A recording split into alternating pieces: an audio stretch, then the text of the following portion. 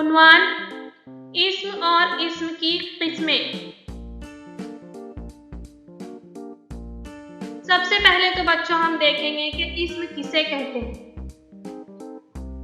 اسم کا لفظی معنی ہے نام، کسی بھی چیز کا نام۔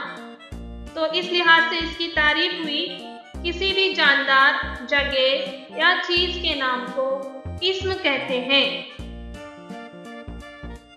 آپ کے آس پاس پائے جانے والی ہر چیز کا کوئی نہ کوئی نام ہے، بس اسی نام کو ہم اسم کہیں گے۔ اب ہم دیکھیں گے اسم کی قسمیں۔ اسم کی دو قسمیں ہیں، اسم عام اور اسم خاص۔ کسی بھی عام سے جاندار، جگہ یا چیز کے نام کو اسم عام کہتے ہیں۔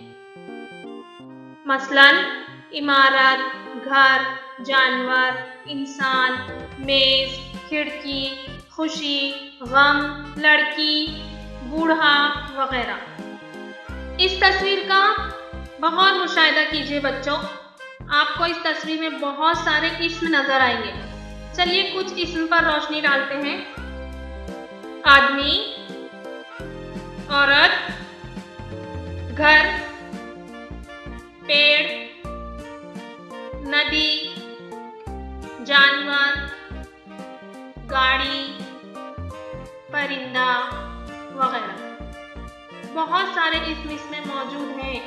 اب اس میں خاص کسے کہتے ہیں؟ کسی بھی خاص جاندار، جگہ یا چیز کے نام کو اس میں خاص کہتے ہیں۔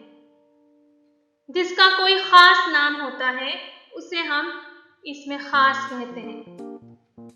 مثال کے طور پر تاج محل، شیر، گھوڑا، اسما کسی خاص لڑکی کا نام، شیواجی مہاراج، مہاراشٹر وغیرہ، یہ تمام اس میں خاص ہیں۔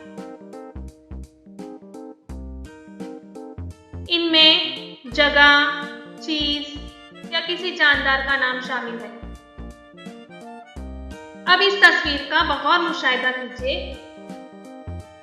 اس تصویر میں آپ کو نظر آئیں گے رامو، کتا، چرخا، گیتا بین، چارپائی، شیام کاکا، بچڑا، بیل، مرغا وغیرہ۔ یہ تمام اسم جو میں نے ابھی آپ کے سامنے پڑھی ہوں، وہ تمام اسموں کے کچھ خاص نام ہیں۔ ان کی خاص پہچان ان کے نام سے ہوتی ہے، اس لیے ہم انہیں اس میں خاص کہیں گے۔ چلیے اب ہماری درسی کتابوں کی عبارتوں میں اس کی مزید مثالیں ڈھونڈتے ہیں۔ ہم جو اسباق پڑھتے ہیں بچوں، ان میں بھی بے شمار اسم عام اور اسم خاص کی مثالیں موجود ہوتی ہیں۔ چلیے ہم ان کا مطالعہ کرتے ہیں۔ ببلو کو ہمیشہ گپے مارنے کا شوق تھا۔ بہت آسان جملہ ہے۔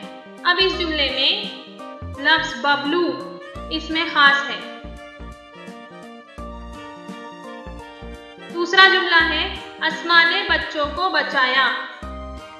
اس جملے میں اسما اس میں خاص ہے، بچوں اس میں عام ہے۔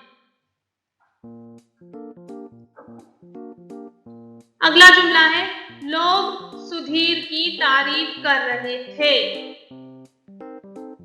اس جملے میں لوگ اس میں عام ہے اور سدھیر اس میں خاص ہے۔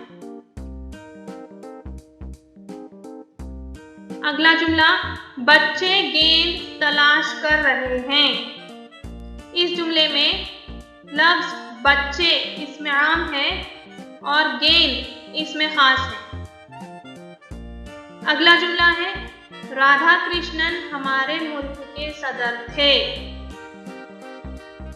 رادھا کرشنن اس میں خاص، ملک اس میں عام۔ تو اس طرح بچوں آپ بھی آپ کی درسی کتابوں میں موجود اسم عام اور اسم خاص کی مثالیں خوب تلاش کیجیے اور ان کی بھرپور مشق کیجیے۔